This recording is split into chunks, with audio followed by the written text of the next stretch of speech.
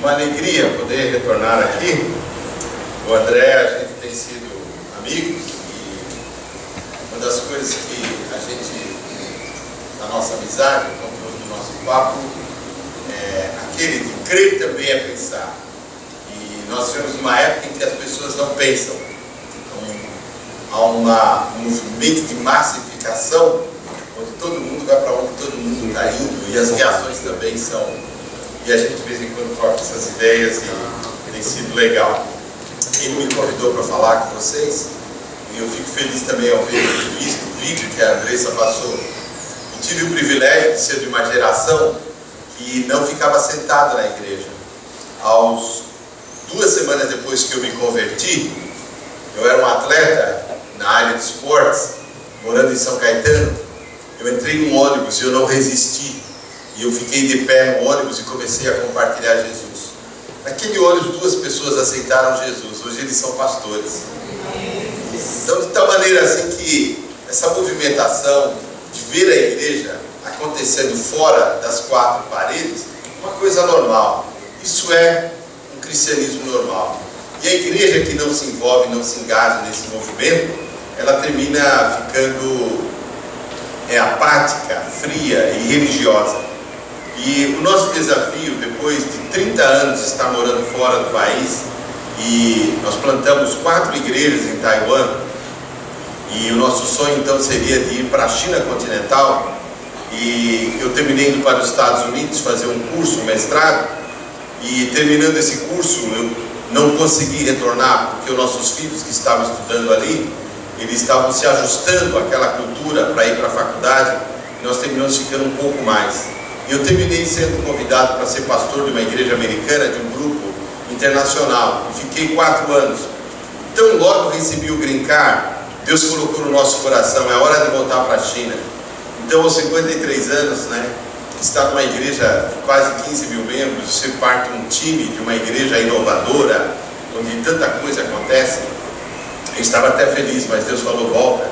Então nós deixamos os Estados Unidos e cortamos o nosso Green Card, e fomos onde ficamos os últimos 9 anos, em Xangai.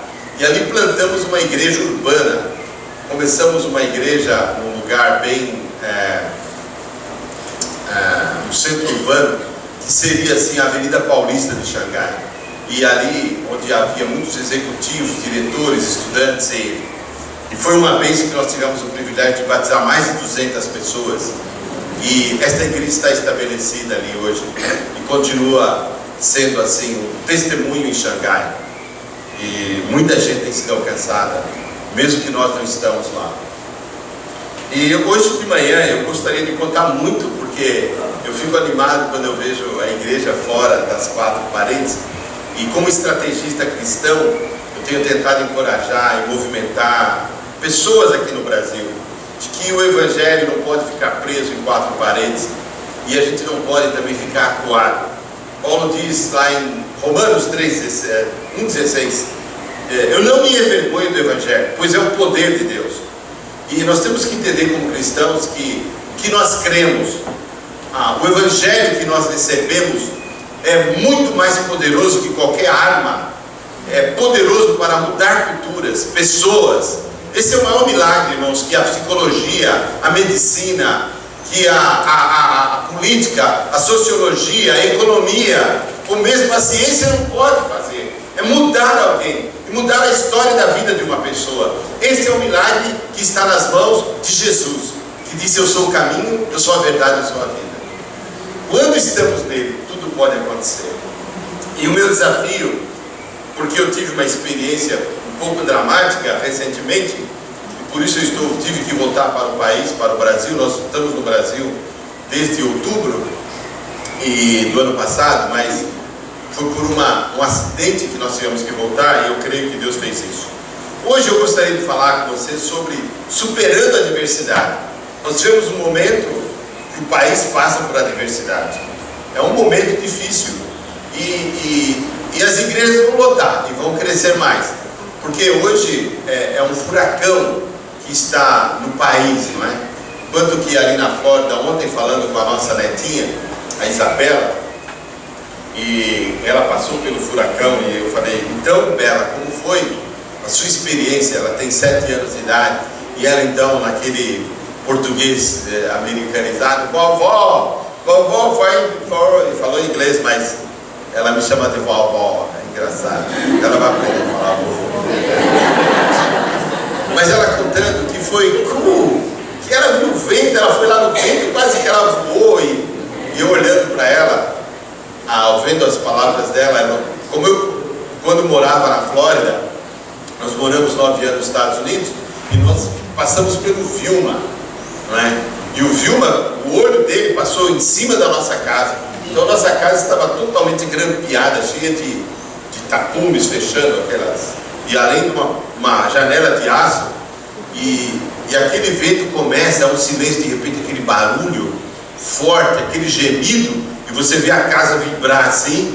Então você tem um lugar nas casas, via de regra, que é tipo um basement, mas é todo fechado de cimento. Então se você vê alguma coisa estourar, a orientação, plá, você já corre para lá, se tranca e cabe 6, 7 pessoas. Eu me lembro do Vilma passando e a casa parecia que ia, eu falei, será que a gente fica naquele silêncio? E muitas casas voam, não é? Carros. E a minha netinha falando que foi cool, que foi divertido aquela experiência, tadinha. Ela não sabia que ela teve que, eles moram perto de Boca Raton, em Fort Lauderdale. E tiveram que sair correndo lá para a Flórida, e o nosso genro, o pai, o americano, botou eles num hotel da Disney, que tem um vidro de espessura de janela, assim, que é próprio para furacão. Eles ficaram 5 dias lá, e para ela foi um passeio. Mas ela não sabia, pelas palavras delas, ontem viu o perigo que ela corre. E a diversidade que muitos tiveram hoje, que estão sem casa. E então, a minha palavra é, o que fazer na diversidade? Eu e você, como cristãos, estamos vivendo dentro, seria um tsunami, né? Eu estive no tsunami lá na Tailândia, e o impacto é tão violento, onde morreu milhares de pessoas, e tanta coisa foi destruída. E eu e você, a gente vive como se a vida fosse sempre boa, que vai dar tudo certo, que a gente vai estar sempre sentindo a brisa, não é? Curtindo o mar. Nós brasileiros, né? Temos o mar aqui perto, mas há um desafio. Nós vamos ter que encontrar adversidades. Eles vêm em forma de furacão, tsunami, de ventania, e a gente nunca sabe. E quando nós enfrentamos, qual é o desafio como cristão? Nós vamos nos acuar, vamos nos fugir, vamos viver sobre o impacto desse furacão, dessa adversidade? Hoje, nosso país coloca diante de nós desafios tremendos. Como cristão, nós estamos vendo, não é só um furacão político, mas um furacão moral, que o homem não sabe se ele é homem. Já aí certificados de nascimento, registros, já o cara colocou lá sexo ignorado. Por quê? Não, porque quando ele crescer ele vai decidir se ele vai ser homem, mulher. E o número de divórcio, e a televisão expõe para nós modelos, não é? De como enfrentar a crise, né? A gente está vendo uma novela aí, eu não assisto, mas eu acompanho, de quando em quando eu pego um resumo. Essa novela que é bem interessante, o modelo que ela coloca de ser uma crítica, que acho que a escritora fez isso para criticar o momento da sociedade, termina virando um modelo, né? Porque nós temos desejo de ter heróis. Então é uma menina que está numa crise existencial e ela termina fazendo uma opção para ser um menino. É um menino que não arruma emprego, não se dá bem, vai para o morro para virar bandido e traficante. É uma menina que não se dá bem, uma neurótica, e vê a saída de uma vida arrumando um marido, um amante rico, que vai lhe dar recurso. É uma menina que está lá no Nordeste, que não tem recurso, e que então fica grávida e empurra para o filho de um milionário para conviver. E a gente vai vendo essas coisas. E é uma mulher que vê no jogo a saída da vida, né? Então ela é viciada. E aí vai, esses modelos, essa neurose que ela expõe. E nós ficamos no meio de tudo isso, e a gente fica, como fazer como cristão? E Deus nos chama, Romanos 12:12, alegrem-se, leia comigo ali.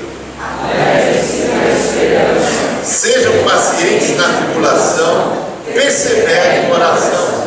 O fato é que a gente sabe disso, que Deus quer que a gente faz no meio da tribulação, no meio da adversidade. Mas nós fazemos isso, nós nos alegramos, podemos nos alegrar. Eu estava em outubro, eu vim falar numa conferência da Faculdade Sul-Americana em Londrina, e primeiro eu vim para o enterro do pastor Edson, e saí dali, fui para essa faculdade falar sobre na diáspora, fiquei uma semana. Ao retornar daquele lugar, eu comecei a me sentir mal e fui parar no hospital. E aí a médica falou: você se prepara que você vai ser internado. O que acontece? Você está com derrame na pleura, água no pulmão e você vai ter que ficar internado. Uau!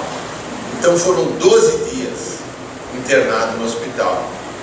A minha esposa não estava aqui, ela estava na China, e eu teria que voltar, porque eu faço aniversário no dia 28 de outubro, eu deveria voltar. E terminei não voltando, fiquei internado. E como eu faço acompanhamento da biópsia, porque meu PSA estava subindo, e eu já havia faço tratamento da próstata, desculpa. E eu tive que fazer uma biópsia o ano passado. E então tive que fazer esse acompanhamento. Já que eu estava internado, eu fiz uma outra biópsia. E então no dia 24, 4 dias antes do meu aniversário, veio o resultado da biópsia, que eu estava com câncer. E um câncer avançado, um câncer de grau de 2 a 10, o meu era 8. O meu PSA, máximo que o homem pode ter, é 4. A partir daí já começa, e o meu estava em 60. Então eu lembro de estar ouvindo o médico falando com meus familiares ainda, quando estava internado: mas o câncer dele, doutor, o que pode acontecer? Quanto tempo que ele teria de vida? Vocês estão preocupados? Ele falou: pode ser 3 meses, 4 meses, a gente não sabe, tem que avaliar. Mas isso tudo foi caindo no meu ouvido, e eu confesso que eu não estava preparado para esta notícia, porque eu estava sonhando. Nós temos projetos na China, temos um instituto bíblico treinando mais de 80 pessoas, tínhamos um batismo com mais 25 pessoas chegando no início de novembro, tínhamos uma festa para fazer, um jantar para homens e negócios. Mas acima de tudo eu falei: bom, tudo isso passa, mas eu tinha um sonho de ir pelo menos no casamento da nossa primeira neta. E eu falei: então não vai dar, Senhor, eu vou estar com o Senhor, tem que assistir lá de cima, se eu estiver dormindo. Mas eu entrei numa caverna, eu não esperava. Eu não pude ter essa alegria. Eu tinha esperança. Sejam pacientes na tribulação, perseverem na oração. E eu então entrei num processo depois da alta, de avaliações. Aí tem que fazer cintilografia para ver se porque infelizmente o câncer da próstata tinha saído.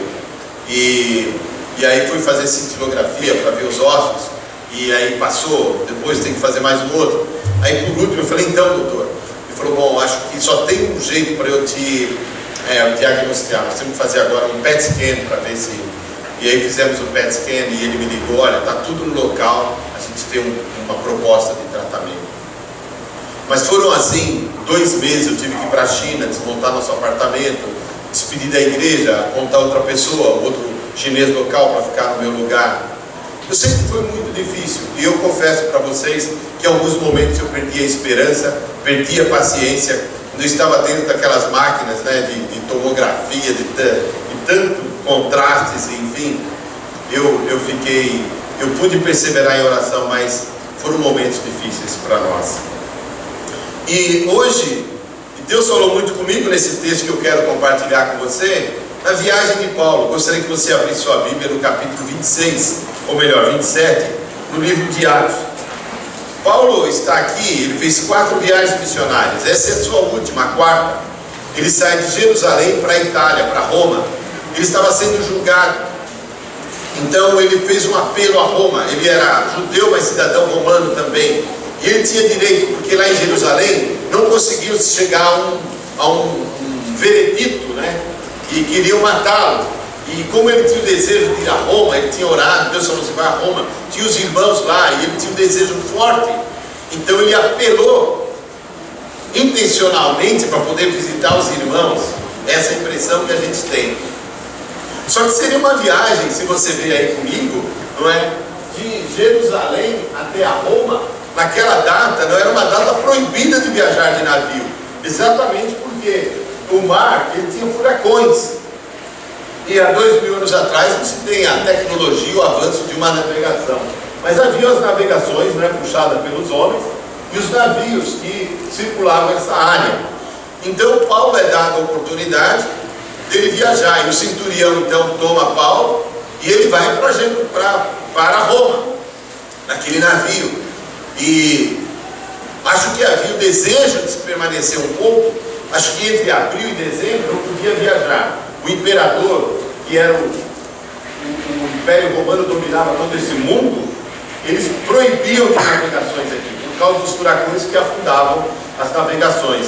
Mas esse centurião pegou carona no navio, e esse navio, ele disse, nós vamos beirando as costas, para evitar aqui o centro onde havia furacões. E Paulo sai dessa viagem, que parecia uma viagem impossível, muito difícil. Essa navegação é uma navegação complicada naquela data. E é nessa navegação que a gente vai ver muitas adversidades. E aqui algumas lições para nós que precisamos aprender. É uma viagem que Paulo enfrentou grande tribulação, e a vida deles foi colocada em risco. Humanamente falando, seria quase impossível fazer esta viagem, mas Paulo faz. Eu não vou ler o texto, mas você tem o texto do capítulo 27, e nós vamos ler alguns versículos talvez, mas na verdade você fica com o texto aberto, porque é Paulo que embarca para Roma, e ele vai por aí. E se você ler até pelo menos o versículo 44, são 44 versículos, mas eu gostaria que você ficasse atento. O resumo é a grande aventura de Paulo na adversidade, né? Eu não sei como chamaria o tema dessa pregação, mas poderia ser navegando nos ventos contrários, ou por aí. Então Paulo, nesta viagem, o Espírito Santo vai nos inspirar muito. Me lembro que eu estava no ginásio, naquela época era ginásio, e no livro de ciência tinha as frases, né? E há uma que eu não esqueço nunca, do Thomas Edison. Ele diz: sabendo navegar, até ventos contrários empurram você para frente. Nunca esqueci essa frase. Thomas Edison: sabendo navegar, até os ventos contrários empurram você para frente. Acho que Paulo experimentou isso aqui. Então Paulo, o objetivo dele é sair de Jerusalém, chegar até Roma, na Itália, onde ele preferiria encontrar o imperador e apresentar sua causa, ser julgado, ou ficar livre ou ser morto. E é lá de Roma, quando ele chega, que ele escreve 4 cartas, né? Uma delas segundo Timóteo, porque ele chegou a Roma. Nesta história, nesta viagem, é bem interessante, porque Paulo encontra muitas dificuldades, não é? É uma viagem em que houve muitas lutas, ventos. Já há um momento que ele se perde, e é um momento que Paulo enfrenta muitas tribulações. Eu e você vamos enfrentar tribulações. Eu e você vai acontecer eventos que nós não estamos preparados, e tribulação vem na nossa vida, e elas são surpreendentes. Você acha, por causa da tecnologia dos satélites, aqueles furacões lá ali na América Central e nos Estados Unidos, eles conseguem ver, dimensional, vai chegar no furacão. Mas não são todos furacões que a gente consegue perceber que eles estão chegando. Furacões, tribulação, irmão, são surpreendentes. Eu vim falar numa faculdade, num congresso, de repente vem um diagnóstico: derrame na pleura, água no pulmão, e para completar, aguenta aí, Luizão, câncer na próstata. E eu não esperava, é surpreendente. E acontece assim conosco, não é?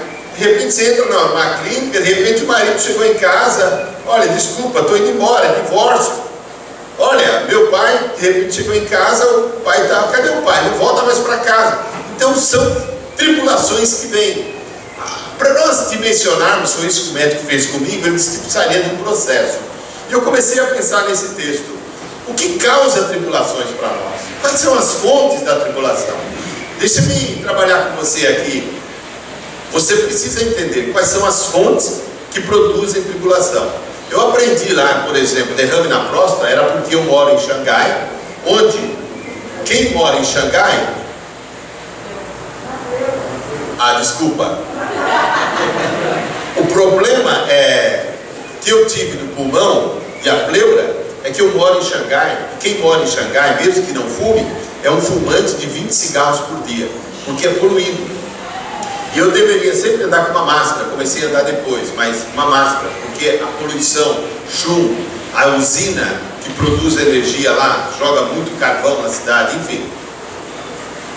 E então eu aprendi as causas disso, né? A pleura tem uma outra série, depois eu estou estudando sobre o câncer, problema de alimentação, estresse, falta de nutrição, enfim, falta de prevenção, uma série de coisas que eu estava aprendendo. Mas aqui, a tribulação, o que causa a tribulação nesse aspecto espiritual? Primeira coisa, a primeira fonte, ela é autoproduzida.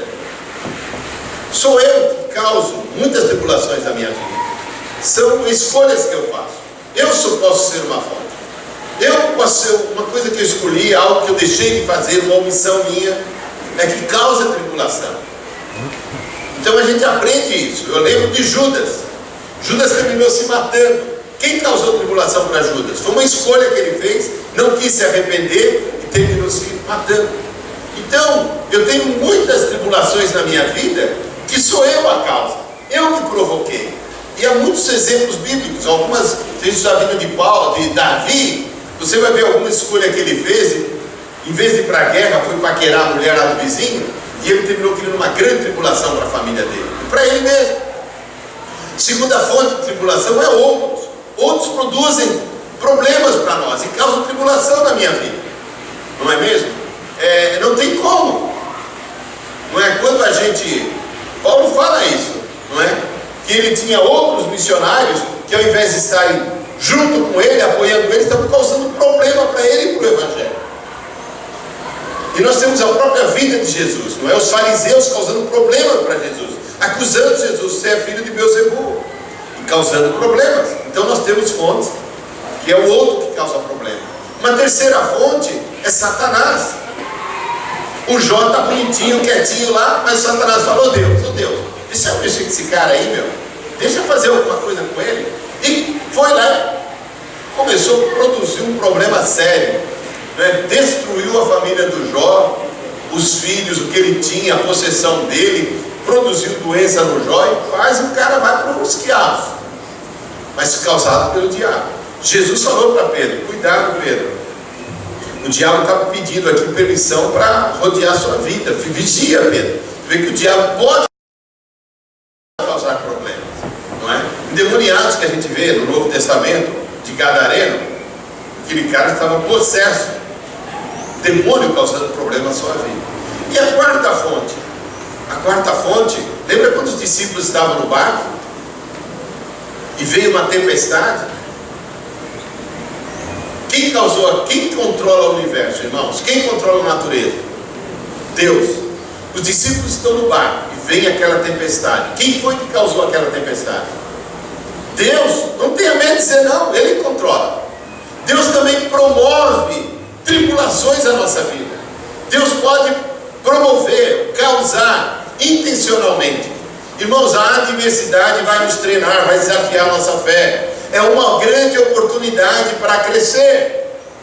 Paulo está nessa embarcação e nós aprendemos: eu posso causar, o outro pode causar, Satanás pode causar, ou Deus pode causar tribulações na nossa vida. Existem essas quatro fontes. Então a gente vai para Paulo. Paulo está no caminho, no navio, centurião, muitos soldados junto com ele para tomar conta, porque além de Paulo havia outros presos. Havia também esse navio transportando cargas preciosas que eram para chegar. O dono do navio estava no navio, além do operador, do piloto. Então era um navio importante, precioso, tinha valores ali, e eles estão nessa jornada. E há momentos em que os ventos começam a soprar, as tempestades começam a vir, e o navio começa a balançar, e isso gera problema. Paulo estava orando, falou: Senhor, será que é bom? Paulo tinha discernimento que não deveriam navegar. E ele vai conversar com o pessoal, mas o pessoal fala: não, nós vamos embarcar. Nós vamos embarcar, isso aqui tem valores, você está preso. Talvez alguém até pensou que Paulo estava não querendo ir para Roma, para tentar escapar. Havia outros prisioneiros. Mas o fato é, irmãos, que nessa embarcação, nessa navegação tão perigosa, às vezes nós cometemos erros. Como nós cometemos erros na nossa vida espiritual. Quando vem a tribulação, a adversidade, a gente não sabe bem como reagir. E aí começam a vir as tribulações. Se você olhar o versículo 11 do capítulo 27, Paulo está dizendo: no momento de desafio, no momento em que os ventos eram fortes, que a embarcação corria o risco, olha o que acontece. Leia comigo. Mas o centurião, em vez de ouvir o que Paulo falava, seguiu do piloto e o dono do navio. Olha, nós vamos ter problemas, nós vamos ter dificuldades, nós vamos às vezes ter que encarar um furacão, e nós precisamos de conselho. Mas houve um erro que esse pessoal cometeu. Primeiro erro: ouvir pessoa errada. Apesar de que o centurião não entende nada de barco, ele tinha o poder de fazer a decisão. O que ele fez, irmãos? Em vez de ouvir Paulo, a quem ele ouviu? A quem ele ouviu? O piloto. Seguiu o conselho do piloto. Irmãos, é claro, parece óbvio, não é? Você tem um barco, um navio, um momento difícil, não é? Vamos transferir isso para um avião. O avião começa a ter turbulência. Aí eu estou lá no avião. Eu tenho discernimento espiritual de Deus que o avião deveria pousar ali. Aí eles vão discutir. Chama o piloto do avião que tem a experiência aí, é PhD em pilotar avião. Eles vão ouvir o pastor ou ouvir o piloto? Claro, o dono. E o dono do navio está lá também. Então, logicamente, deveria se ouvir o piloto e seguir o conselho do piloto. E o dono também falou: não, peraí, eu tenho um compromisso, aqui tem uma carga que eu sou responsável. Eu não sei, naquele tempo tinha seguro. Se perdesse aquela carga, o piloto teria que arcar com as consequências, com prejuízo. Mas, irmãos, o que aconteceu nesse momento, e que acontece com muitos de nós, ouvir a pessoa errada. Apesar que o cara é bom no negócio, conhece a área, mas nem sempre eles têm razão. Cuidado com os nossos consultores, irmãos, nos nossos negócios, na nossa vida familiar. Cuidado com quem você ouve. O cara pode ser até um expert, mas nós precisamos de discernimento espiritual. Cuidado, porque eles ouviram a pessoa errada. Foi o primeiro erro deles. Cuidado para você não ouvir a pessoa errada quando você está passando pela tribulação. O segundo erro que eles tiveram, visto que o porto não era próprio para passar o inverno, era inverno, por isso que havia também aqueles ventos, a maioria decidiu que deveriam continuar navegando. Era o momento de parar, porque continuar navegando ia colocar em risco não só a navegação, mas a vida deles, irmão. Se o barco afunda ali, todo mundo ia morrer, além do prejuízo. Deveriam continuar navegando com a esperança de alcançar Feliz, que seria um porto de terra firme, e passar então o inverno, esperar passar o inverno para eles voltarem a navegar. Este era um porto de Creta, que dava para o sudeste e noroeste. Mas o que eles fizeram? Quando era para parar, o que eles fizeram? Ouviram a maioria. Eles eram batistas, irmãos. Aqui não. A maioria decide. A maioria vai decidir o que fazer. Não se preocupe. Vamos buscar o consenso, né? Isso que é a palavra, né? Na empresa, os empresários, somos do consenso da diretoria. É o Temer com a gangue dele. Vamos ver o consenso aqui. Eu vi uma foto interessante esses dias que me mandaram. O Palocci, o Genuíno, todo o pessoal do PT lá na cadeia, e o Palocci dizendo: nós vamos começar a reunião agora, vamos esperar pelo nosso presidente. Estavam todos na cadeia lá. Isso é interessante. Consenso. Mas eles ouviram a maioria, irmãos. O pessoal diz: a voz do povo Nem sempre. Não há democracia na Bíblia, irmão. Há teocracia. Irmãos, não importa o que aconteça na sociedade humana, a maioria não tem razão. Nem sempre. Nem sempre o consenso nos ajuda. Se fosse assim, irmãos, o Corinthians, os times, o Corinthians Flamengo era campeão todo ano, porque é a maioria. É a maioria que decide, irmãos. Esse pessoal resolveu ouvir a maioria. Esse é um erro que eu e você podemos cometer. Mas é a maioria. Hoje, não é? Vamos divorciar, a maioria divorcia. Nós usamos essa questão do argumento da maioria uma série de erros e trazemos para a nossa fé e para a nossa espiritualidade. Precisamos cuidar. Terceiro erro: começando a soprar suavemente o vento sul. O vento sul não é o vento contrário, é uma brisa. Não é aquele ventão forte que faz barulho, é um vento gostoso, geladinho. Eles pensaram que haviam obtido o que desejavam. Olha aí, olha o ventinho que está chegando. Não é tão perigoso assim. Olha, a brisa chegou, não é? E aí por isso levantaram âncoras. Eles estavam bem, seguros, deveriam passar ali uma temporada, esperar o inverno passar. Mas o ventinho mudou, por isso, então o que eles fizeram? Levantaram as âncoras e foram navegando ao longo, né, das costas de Creta. Eles preferiram, eu estou sem o mapa ali depois, mas vocês viram que eles foram pela beiradinha. Irmãos, é perigoso esse negócio. Outro erro: ler as circunstâncias. Olha que oportunidade. A gente vai lendo as circunstâncias, está ao nosso favor, é minha hora, é agora. Eu fico pensando, desculpa ter que mencionar, o Temer falou assim: eu sou vice-presidente, tirar a Dilma, agora é minha hora, é minha vez. E outra coisa, eu vou poder conseguir esconder tudo, porque eu vou ser o presidente, e aqui nesse país o presidente manda, é minha vez. Pum! As circunstâncias estavam favorecendo. Acho que ele fez até culto, levou os pastores lá, ó, glória a Deus. O Deus que eu conheço é um Deus que promove justiça, e está operando no Brasil, vai promover justiça. Não perca a esperança, irmãos, porque a gente está nesse barco, parece que nós vamos afundar, vai acabar. Não vai, é um grande começo para o Brasil, irmão. É uma grande oportunidade que Deus está nos dando para promovermos justiça e sermos pessoas éticas, porque a gente está descobrindo pela história que os heróis de papel que não têm ética afundam, queimam. Eu e você temos que ser um exemplo, um herói ético, amém? Amém. Então, irmãos, eles olham para as circunstâncias e falam: olha, o ventinho está ao nosso favor, é a nossa hora, oportunidade, vamos embarcar. E eles embarcam. Irmãos, temos que orar. Paulo estava naquele navio orando e ele falava: meu Senhor, tem misericórdia, porque ele tinha o discernimento espiritual. E Deus falava: não é para ir, o negócio, porque era contrassenso, irmãos, viajar naquela época. Havia uma lei. Somente o centurião, o piloto e o dono do navio queriam forçar a barra.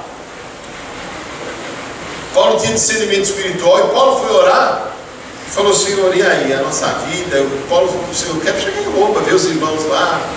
Aí Deus fala assim: não se preocupa não, Paulo, tudo vai acabar aqui, vai ser destonado, destruído, navio, tudo, mas a vida de vocês será poupada. E Paulo tinha a palavra de Deus nesse sentido. Mas esse erro a gente tem que aprender dele. Sabe, irmãos, eu e você precisamos fazer escolhas. Precisamos escolher, fazer escolhas. Você precisa saber que você tem um poder de escolher. E quando você não escolhe nada, também é uma escolha. Você escolheu não fazer nada. Aí está um prato de porcelana japonês. Há uma arte no Japão em que esse pratinho aí, irmãos, ele vale mais ou menos hoje $300 mil no mercado. Mas ele, quando foi feito, ele só valia $20. Só que esse prato, ele caiu e quebrou. Quando ele cai e quebra, existe essa arte no Japão que eles pegam esse prato e reconstituem esse prato. E eles reconstituíram com ouro e com uma pedra muito preciosa. Foi um artista famoso que fez isso. Quando esse prato quebrado é reconstituído nessa forma, ganha valor, fica raro. E eu penso que Deus permite nós passarmos por as adversidades e a nossa vida deve ser quebrada, porque Deus, irmãos, quer trabalhar conosco. E Paulo entendia isso que ele escreveu lá. Olha, não só isso, mas também nos gloriamos nas... É duro de se gloriar na tribulação, mas nos gloriamos nas tribulações. Por quê? Vai comigo. Porque sabemos, produz perseverança. A tribulação produz perseverança. E a perseverança, o que ela produz? Caráter aprovado. E o caráter aprovado, o que ele produz? Esperança. É isso que falta no cristão contemporâneo da minha geração. Ele perdeu a esperança de que no Evangelho ele vai encontrar vida, e uma vida abundante, e sentido na vida. Então nós temos evangélicos que seguem a religião, o protocolo e os manuais da Igreja Batista, mas não o princípio bíblico. O cristão é desafiado a viver segundo a palavra de Deus. Jesus disse: nem só de pão vive o homem, mas da palavra que procede da boca de Deus. Eu creio, a Bíblia é a palavra de Deus. E nós temos colocado a Bíblia do lado, e preferido os experts, os pilotos, os donos, os advogados, os médicos, os remédios, a medicina, a ciência, e deixado que Deus falou para nós. Isso é falta de fé, irmãos. E quando eu entendo o que Deus está fazendo na tribulação, Deus quer restaurar a esperança. Deus quer produzir um caráter que eu não tenho na vida comum. Irmãos, a nossa vida é igual um saquinho de chá. Tem que entrar na água quente para pegar gosto. Põe um chá na água fria gostosa, não acontece nada. Nós precisamos entrar na água fervendo, mais quente. Eu venho da China, onde toma-se muito chá. Eu aprendi, olha, o chá tem que ir na água bem quente, para poder dar gosto. E Deus nos coloca às vezes em água quente. E nesse momento você precisa escolher o que você escolhe. E é muito importante em momentos de tribulação, senão você vai se dar mal. Tendo dito isto, irmãos, olha as consequências de erros. Diz o texto: o navio foi o quê? Arrastado pela tempestade. Olha, irmãos, o navio foi arrastado pela tempestade. Nós somos arrastados pelas circunstâncias. Não dá certo. Eu vou embora desse país, vou para Portugal, vou para os Estados Unidos, não aguento mais. Você vai ser arrastado pela tempestade. Você não tem mais um porto seguro. Ah, chega, eu vou pedir falência, eu não vou mais pagar imposto, eu desisti, ninguém paga. E aí você começa, todo mundo divorcia, também vou divorciar. E você vai entrando, e você vai sendo arrastado pela tempestade, sem poder resistir ao vento. O que acontece? Assim cessamos as manobras e ficamos... Isso é a pior coisa que pode acontecer, irmão. Quando você se entrega e fica à deriva, você larga o navio, para. Esses dias, conversando com uma irmã, ela disse: pastor, eu estou à deriva.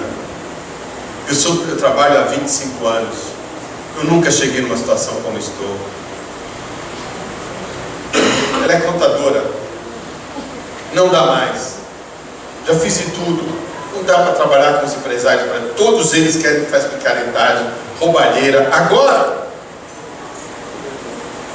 consequências. Eu estou sendo investigada pela polícia. Muitos clientes bons meus foram embora. Meu marido agora está querendo me largar. Meus filhos, eu estou doente. Olha, eu não fui parar. Eu estou à deriva. Eu não aguento mais. Eu vou jogar a toalha. Às vezes o vento é muito forte, e você se entrega. Foi o que aconteceu com esse pessoal. O navio foi sendo arrastado pela tempestade. Eu tenho visto tanta gente ser arrastada pela tempestade. Cristãos, líder, pastor, amigo meu, que dormia na minha casa. A deriva. Segunda consequência: no dia seguinte, sendo violentamente castigado, porque tem hora, irmãos, que a tempestade vai crescer, vai vir aí um Irma, 400 quilômetros de raio, que aparentemente a minha filha falou: pai, nunca vi um negócio desse, vai triturar a Flórida inteirinha, não tem para onde ir. O meu filho pegou o carro dele com a esposa, foi lá para a Geórgia. Ele estava na Geórgia, o cara falou: sai da Geórgia, vai mais para cima, porque o negócio é grande. Às vezes a gente fala, vai dar para encarar. Não dá para encarar. Às vezes a tempestade é tão forte, irmão. Sendo violentamente castigado. Eu não me lembro da palavra grega que parece violento, mas ela é intensa. Pela tempestade, começaram a lançar. É a hora, irmãos, que eu começo a ficar envolvido. É a hora que eu começo a perguntar o que a minha irmã perguntou para mim. Você é um homem de Deus, um missionário. Cadê Deus, Luiz? Como é que você volta da China depois de ser 30 anos? Agora você é premiado com câncer na próstata. Cadê Deus? É hora que a tempestade bate e você vai ter que reagir. E aí o que a gente faz, via de regra? Começaram a lançar fora a carga. Aquilo que era precioso, de valor, você põe no negócio. Vamos ver se dá para se escapar. A carga era o que o navio estava transportando, irmãos. Começaram a perder coisas essenciais. Ali tinha ouro, tinha trigo, tinha alimento, tinha sal. Tinha uma série de coisas naquele navio. Vamos nos livrar. É quando a gente começa a abrir mão do casamento, abre mão do filho, abre mão da empresa, abre mão do país, abre mão de tudo. Você começa a jogar coisas que são essenciais. Até o barco salva-vidas, se você ler a história, já estava indo embora. Segunda consequência, por errar, nós começamos a perder a nossa estrutura. Irmãos, eu nunca tive dúvida da graça e do poder de Deus na minha vida. Quando fala que você está com câncer, a primeira coisa que vem na minha cabeça, vou para o céu, vou ver o meu Senhor mais cedo. Mas na verdade há um baque forte, irmãos, que põe a nossa estrutura em balança. No dia seguinte, sendo violentamente castigados pela tempestade, eles começaram a fazer o que, irmãos? Lançar fora a carne. E no terceiro dia, o que eles fizeram? Está lá no versículo, dá para ler? Está meio escuro. Vou trabalhar melhor isso. No terceiro dia, lançaram fora com as próprias mãos a armação do navio. Irmãos, a armação do navio é a estrutura do navio. Como é que você está no mar e você vai agora jogar a estrutura, aquilo que é importante? Sabe o que vai acontecer? O navio vai quebrar. Mas é que aquela estrutura era um barco forte, que dava sustentabilidade, mas era pesado, porque eles estavam tentando tirar água. Eles ficaram 14 dias que não tinha sol, não tinha luz, tudo escuro, e eles tentando jogar água para fora. Aí alguém falou, escuta, o que está trazendo, afundando o navio? Essa estrutura pesada, vamos tirar. Tá bom, vamos tirar. O dono concordou, o piloto concordou. Você vai ver que tem dois marinheiros que viram e falaram, isso aqui não dá para escapar. Eles foram pegar o bote salva-vida para fugir. Paulo falou, ô centurião, para, não deixe esses dois caras. Se eles saírem do navio, eles vão morrer. E eu tenho a palavra de Deus, que Deus falou, que ninguém aqui vai sofrer dano. Nós vamos escapar. Mas se aí o centurião falou, para onde vocês vão com o seu bote salva-vida? Não, volta para cá. Mas a estrutura foi embora. Nós perdemos nossa estrutura. Às vezes é na igreja. Tribulação vem, vamos jogar a estrutura só. Estrutura é aquilo que é essencial, irmãos. Que mantém uma pessoa. Qual a estrutura de uma pessoa? Já viu alguém falar isso? Cara, desse jeito está quebrando a minha estrutura, ou seja, está me dilacerando. Mas eles estavam perdendo a estrutura. E é o que acontece comigo, com você, depende da tribulação. Como eu reajo, as escolhas que eu fiz, quem eu ouvi. Isso é um grande perigo. Como é que nós estamos de hora aí? 20? Misericórdia, tem tempo pra caramba, hein? Legal. Mas o que nós não podemos perder, irmãos? Na adversidade, na tribulação, é a esperança. Tem um ditado popular aí, enquanto tem esperança, enquanto a vida, a esperança. A esperança é fundamental. Paulo tinha esperança, que tinha a palavra de Deus. E lá, Paulo escreveu para os romanos, que o objetivo da tribulação última é que a gente não perca a esperança, mantenha a esperança da palavra de Deus. Porque tem uns que não vão passar pela tribulação ileso, vão sofrer os danos. Vai sofrer os danos da tribulação. Mas uma palavra para você: na tribulação, use os recursos disponíveis. Aquele barco tinha bote salva-vida, tinha âncora, e eles não usaram para o momento certo, usaram em hora errada. Tinha trigo. Há um momento aqui no texto bíblico em que eles começaram a comer, se você ver. E Paulo fala: comam tudo que pode, tudo que puder comam, se alimentem. Eles estavam cansados. Aí Paulo falou: comeram tudo? Todo mundo barriga cheia? Joia, agora pega tudo que tem de comida, joga fora, joga no mar. E eles jogaram tudo no mar. Mas eles começaram a ficar envolvidos em tirar água e não comiam, estavam ficando fracos. Paulo falou: para, vamos comer. Irmãos, muitos de nós na tribulação quer ficar sozinho. Eu sou machão, vamos falar isso para a igreja. E mulher, não compartilha que nós estamos quebrados, estamos à falência, hein? Isso vai ser uma vergonha para nós. Irmãos, você está parando de usar recursos, você é de uma família. Irmãos, graças a Deus, enquanto fui diagnosticado com câncer, um médico, um amigo veio visitar, um outro veio visitar. Você sabe, missionário não tem dinheiro. Eu sou missionário assim que eu tenho parceiros. E quando eu falei que tinha câncer, tem uns 3 parceiros que sumiram. E o dinheiro não caiu mais na conta. Mas eu espalhei: orem por mim, eu estou com um problema. Irmão, precisamos usar os recursos que Deus nos deu. E eu fui abençoado por um irmão que é nosso parceiro há muitos anos. Ele foi procurador da República, se aposentou. E então ele hoje é dono de um cartório em São José dos Campos. Semana que vem estou indo fazer o casamento do filho dele. Esse irmão chegou e falou para mim assim: escuta, o que você vai precisar? Eu tenho uma casa em São José dos Campos que eu moro lá, é enorme. Estou construindo outra, estou aqui a chave. Essa casa é Trás Orleans, eu moro naquela casa.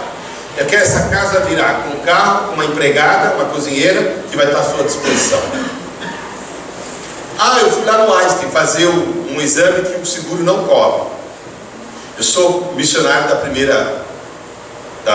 primeira Batista em Santo André. O pastor Bartimeu deixou para nós o legado, um seguro médico, que há mais de 29 anos a igreja paga, glória a Deus. Só que o exame que eu ia fazer de PET scan, que vê se tem câncer espalhado, é um exame extremamente caro, R$6.000. Esse irmão chegou para mim e falou: eu vou com você lá, acompanhar você no Einstein. Eu não sabia, pensei que o seguro ia cobrir. Cheguei lá: olha, o seu seguro não cobre, vai custar 6 mil. Não pode fazer, está meu cartão aqui. Nós precisamos de parceria. Use os recursos. Você como cristão não ande sozinho, não fique sozinho, está enfrentando problema. Compartilhe com o pastor, compartilhe na igreja. Use, ore. Paulo estava naquele barco, irmãos, em comunhão com o Senhor. Enquanto todo mundo desesperado, Paulo estava tirando de letra. Paulo ficava dormindo naquele barco. Deus falou: esse barco não vai, barco não dá, mas nós vamos escapar com vida. E Paulo estava encorajando: ouçam, Deus me falou. Mas quem ouviu o missionário? O piloto não quis ouvir, o dono do barco não quis ouvir. Use os recursos, irmãos, que está no barco, que Deus te deu. A sua vida, a sua fé é o maior recurso que você tem. Quando eu ia para aquelas máquinas de tomografia, ficava 1h30, 2 horas daqui ali, parecia que eu estava enterrado vivo. Eu estava louvando, adorando o Senhor, e Deus falando comigo: eu estou com você, eu vou te abençoar. Eu falei: Senhor, eu já sou abençoado. Com câncer, sem câncer, irmãos, a nossa esperança não é nessa vida, é na vida eterna. É lá que o Senhor disse que eu vou preparar um lugar para vocês. Aonde eu estiver, vocês vão estar comigo. Mas nós temos que aprender a usar o recurso. Tinha bote salva-vida no barco, não quiseram usar. Tinha trigo, não queriam comer. E nós precisamos, na tribulação, ouvir a palavra de Deus, a promessa do Senhor. Deus falou para Paulo: vocês vão chegar em Porto Seguro. Quando estava amanhecendo o dia, irmãos, olha que diz o texto: eles viram uma clareira, viram terra segura. Estava tudo escuro, 14 dias tudo escuro, não tinha estrela, não tinham como ser guiados. Mas depois, 14º, 15º dia, amanheceu o dia, eles viram luz e viram uma clareira, viram um lugar onde podiam aportar. Aí Paulo falou para eles: olha, quem sabe nadar pode ir nadando, que já dá para chegar lá. E o navio já estava todo quebrado. Se você continuar lendo o texto, já estava toda estrutura. Irmãos, o navio já estava no caos. Aí o pessoal começou a nadar. E outros foram segurando numa tabuinha. E todos, diz o texto, aportaram em terra firme. E a palavra de Deus se cumpriu. Que Deus tinha falado para Paulo. Mas você tem que usar os recursos, irmão, que Deus coloca na sua vida. Fiz todos os testes do câncer. Cintilografia, PET scan. Ele falou, você não pode ser operado, está muito avançado. O que eu faço? Radioterapia. Mas você vai começar a tomar um hormônio. Em dezembro, antes de ir para a China, eu fiz o teste, estava 60 meu PSA. Em janeiro eu voltei. Eu fui à nossa igreja na China, contei o nosso caso, eles oraram por mim, me abençoaram. Eu já orei com muita gente. Tem uma moça lá na nossa igreja, que ela tinha câncer no joelho. Era feia, uma chinesinha feia. Batizamos essa menina. E ela pediu, falei, o que você quer de Deus? Quero ser curada e quero casar com um cara bonito e ser professora. Eu olhei para ela assim, irmão. Olha, eu tenho fé em orar pelo câncer para você ser professora. Casar com um cara bonito, só um milagre. Em fevereiro ela estava lá, ela veio orar comigo antes da gente voltar para o Brasil para o tratamento. Um cara alto, bonitão. Pastor, quero te apresentar o meu marido. Eu fiquei falando, poxa Deus, o Senhor escuta as orações, cura a gente de câncer, dá nego bonito. E minha esposa falava para mim, você está curado, Deus vai te abençoar. Eu não tinha fé, irmão. Eu estava num momento assim na caverna, com o coração entristecido. Mas depois que a comunidade orou por nós estávamos voltando no avião, e a Oleusa falou assim, descansa em Deus. Eu falei, tá bom, quando começa o tratamento da radioterapia? Vai começar em fevereiro. Antes o médico falou, vai fazer o teste do seu PSA, que nós temos que fazer, tomografia, blá blá blá, de novo, vamos lá. Mas aí um dia, antes de sair, o Oleusa falou, vem cá, deixa eu orar com você. Senhor, faz um milagre na vida do meu marido. Naquele dia, irmãos, eu senti que alguém pôs uma mão em mim especial.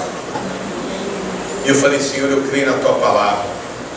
Eu estou pronto para ir para o céu. Não é? Eu estou pronto, se o Senhor quiser me levar, não tem problema. Mas aquele dia eu creio, irmão, que Deus estava fazendo algo diferente na minha vida. E eu fui para o hospital. Fiz o teste, sangue tirou. Quando veio, o médico me chamou lá no Einstein, Dr. Arthur Maia. Ele é o nosso oncologista. Ele falou assim, pastor, não sei o que está acontecendo, estou surpreso.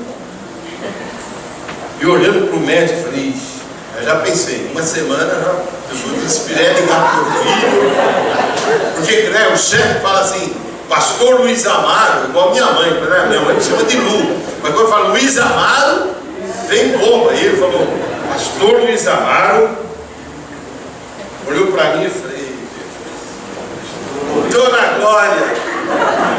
Pastor, o seu PSA de 60 está zerado, pastor. Isso era para acontecer daqui 4 meses. Mas que coisa boa. Falei, glória a Deus. Precisamos usar o recurso que temos, a nossa fé. E a nossa fé não é fé por ser fé. Fé na palavra, no que Deus promete, irmãos. Eis que estou convosco todos os dias até a consumação. O Senhor está conosco. Na tempestade Ele não pula do barco, Ele acalma a tempestade. Amém. Quero desafiar você a usar os recursos que você tem, a sua fé, essa Bíblia, a palavra de Deus, que Deus promete, suas promessas maravilhosas. Amém, irmãos? Amém. Amanheceu o dia, irmão. Eles viram, depois de 14 dias escuros, sem luz, sem direção, Deus os encaminhou milagrosamente para um lugar seguro. Os que não sabiam nadar seguraram na tabuinha. Deus providenciou tábua para eles. Aquela estrutura quebrada agora serviu de boia. É assim que Deus faz, é uma coisa ilógica. Foge a lógica humana, a racionalidade humana. Deus toma aquilo que não é para fazer aquilo que para ser. Deus tira do nada, como Ele fez o mundo, irmãos, pelo poder da sua palavra. E é assim que a nossa fé cresce, ao ouvir a palavra de Deus. Daí é importante você vir à igreja hoje, ouvir o que Deus está falando. O domingo passado, o que Deus falou através do pastor Josué, Jesus vai voltar, é sério. Nós estamos numa geração que parece a geração de Noé. Noé é um tonto, que é isso? Parece que só precisa ver a chuva cair e e não tem mais para onde ir. Oh, não é too late, em inglês, too late, ou em chinês, ai, lá. Agora você está atrasado. Irmãos, é tempo hoje de nós começarmos a nos preparar, amém? Amém. Essa crise que está aí, irmãos, é para Deus trabalhar na nossa fé e nos melhorar, mas também são sinais da vinda de Jesus Cristo. O Senhor falou que no fim dos tempos, olha lá, Paulo escrevendo para Timóteo, os homens seriam com aparência piedosa, com cara de religioso, muitos viriam em meu nome. A televisão está encharcada, a gente falando de Jesus, mas não tem nada de Jesus. Tem até um louco que diz ele é Jesus, e o pessoal o trata, mas Jesus, como se ele fosse Jesus. Há um barbudinho aí que misericórdia, tem gente acreditando nisso, irmão. Sinais da sua vida mais se mostram cada vez. Irmãos, use o recurso. Amanheceu o dia, eles escaparam. Eu quero ler o texto aqui. Olha, os demais, versículo 44, deveriam seguir os primeiros salvar-se com a ajuda de tábuas ou destroços flutuantes do navio. E assim ninguém, isso que eu quero enfatizar, e assim ninguém se perdeu, e todos chegaram salvos em terra firme. Amém? Amém? É o que Jesus falou: onde eu estiver, vocês vão estar comigo. A humanidade, a sociedade está se deteriorando, está morrendo, mas nós não, irmão. Com câncer ou sem câncer, nós vamos para o céu, andar nas ruas de ouro com Jesus. Porque passará os céus e a terra, mas as minhas palavras não vão te passar, disse o Senhor Jesus. E Ele disse, é Ele que falou, e a sua palavra é honrada e velada. E o Senhor disse: eu velo pela minha palavra. O Senhor não é homem para mentir. Você está doente? Louva a Deus. Deus pode curar. Se não curar, eu faço igual os jovens lá da fornalha. Rei, o meu Deus pode me livrar dessa fornalha, mas se ele não livrar, eu não vou me dobrar a você. Eu sei quem eu adoro o meu Deus. Eu não adoro pelo que Ele faz por mim, eu adoro por aquilo que Ele é. Ele é Deus, eu sou sua criatura, eu sou servo. Eu fui criado, Efésios 1:12, para o louvor e glória dele, na doença, na saúde, na pobreza, na riqueza. Eu sou missionário, com dinheiro no bolso, é missionário no bolso. Por isso aqui em São Paulo nós estamos já preparando pessoas que na rua, quando eu encontro na praça onde eu corro, estou evangelizando. Ontem ele me falou: quero me batizar. Amém? Amém. Então, irmãos, você como igreja precisa sair das quatro paredes, precisa crer, você é chamado para testemunhar. Você não precisa de uma carteirinha de seminário para testemunhar. Conte o que Deus está fazendo na sua vida para o seu vizinho. Nós estamos num momento em que o Brasil precisa de cristãos, irmãos, de testemunhas, de pessoas que compartilhem sua fé para salvar, porque o mundo está morrendo, irmãos. Encerrando, antes que o sininho toque, essa crise muitas vezes a gente quer culpar Deus, não é verdade. Isaías 49:15 diz o seguinte: haverá, é isso? Haverá mãe que possa esquecer seu bebê que ainda mama e não tenha compaixão do filho que gerou, que diz lá: contudo, ainda que ela se esquece. Olha o que diz o Senhor: eu jamais esquecerei de ti. Irmão, Deus não esqueceu de você. Deus está atento à sua dor. Deus está atento ao seu sofrimento. O salmista disse: olha, resista, tu mesmo, Senhor, o meu lamento, recolhe as minhas lágrimas e o teu ódio. Acaso não estão anotados no teu livro? Irmãos, quando eu estava lá no hospital, Deus estava anotando: meu filho está sofrendo, está com dor. Houve um dia que eu tive que tomar morfina. Eu já tinha tomado todos os remédios para dor por causa da pleura. E o meu diafragma inchou e atingiu o ciático nervo. Irmãos, meu irmão falava que nunca tinha me visto. Eu estava branco, eu gemia, não podia me entender onde me punha. Eu dormia de pé, ajoelhado. Falei: poxa, Deus queria que eu começasse a aprender a orar. 3 noites dormindo de joelho. Se fizesse assim, não dava. Um dia me deram uma injeção, o médico falou: olha, leve ele para a UTI, vamos dar injeção nele de morfina. Dá nível 1, se não der, dá nível 2, se não der, dá nível 3. Porque eu não tinha, queriam fazer um exame no meu coração, não conseguia, não podia me mover, irmãos. Como foi dolorido, irmãos. Eu estou seguro que Deus estava anotando as minhas dores, porque depois Ele tirou as dores. Eu fiz a radioterapia por 39 aplicações, por 3 meses. O médico falou: olha, vai cair cabelo, vai não sei o que. Irmão, crescia cabelo em mim durante a radioterapia. O médico: que negócio é esse? O Senhor está anotando as nossas dores para nos compensar, para nos animar. Deus é Deus, irmãos. Você precisa lembrar que o Senhor não esqueceu de você. Há muita gente com raiva de Deus. Se você está em tribulação, se não foi você que provocou, algo produziu, não foi outro, não é o diabo, foi Deus, se alegre no Senhor, irmãos. Vamos encerrar. Palavra do C.S. Lewis. Eu acho legal isso aí que o C.S. Lewis falou. Se na nossa dor, dá para todo mundo ler isso aí agora, vai, isso aí é claro. Se a nossa alegria, Deus fala conosco, na nossa dor, Ele brinca conosco. C.S. Lewis é maravilhoso. Na nossa alegria, quando está tudo bem, Deus está falando: olha, eu te amo, está bem? Vamos celebrar. Quando estamos sofrendo, irmão, Deus está gritando conosco. Deus está mostrando um caminho novo. Isso é importante.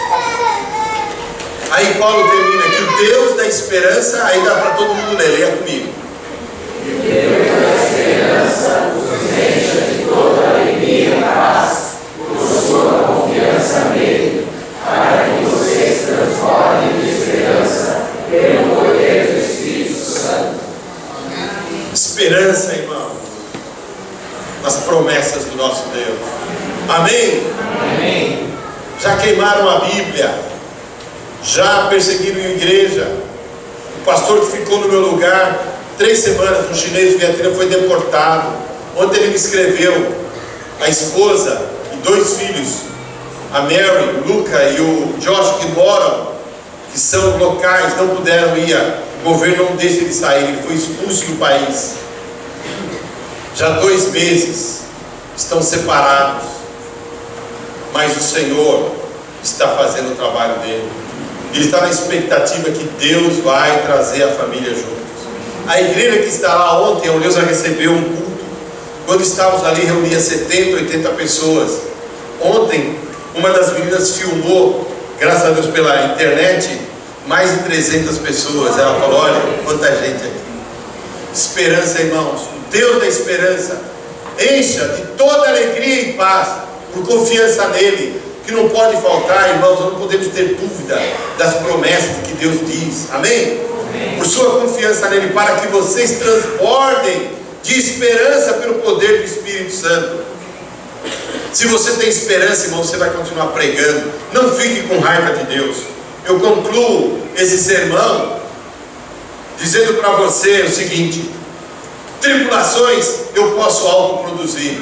Se isso é verdade, lá em Provérbios 28, 3 diz: confessa a sua culpa, não camufla o seu pecado, porque ele que gera tribulação. Confesse ao Senhor, peça perdão, abandone esse pecado e sai para o abraço, servir o Senhor, o plano que Ele tem para você. Porque o pecado bloqueia a sua vida. A bênção, a prosperidade da bênção de Deus em você.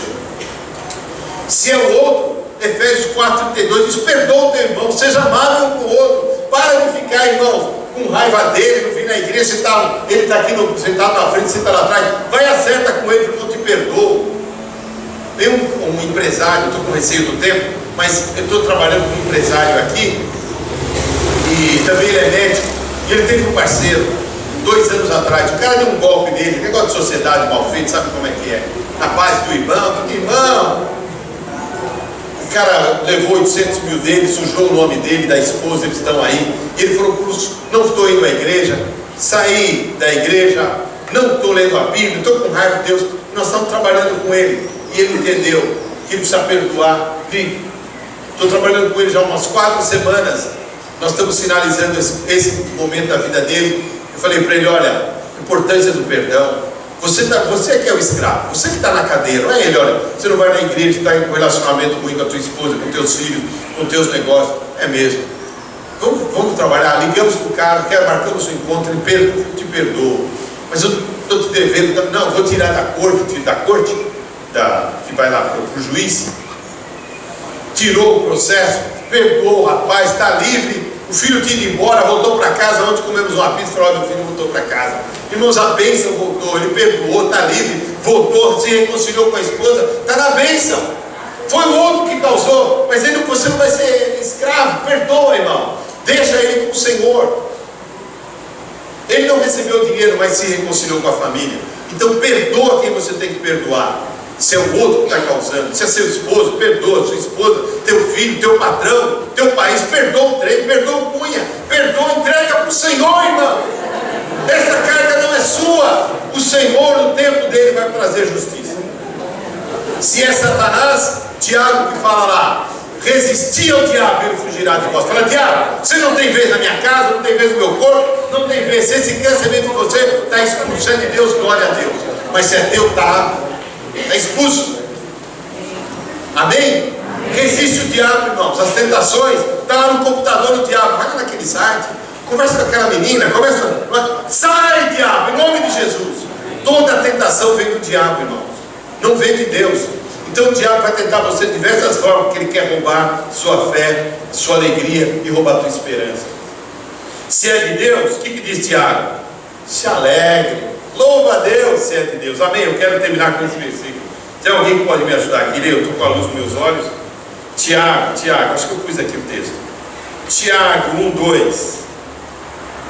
Meus amados irmãos, considerai motivo de alegria, júbilo o fato de passardes por diversas provações, porque sabeis que a prova da vossa fé produz ainda mais perseverança, e a perseverança deve ter plena ação, a fim de que sejais aperfeiçoados, completos, sem que vos falte virtude alguma.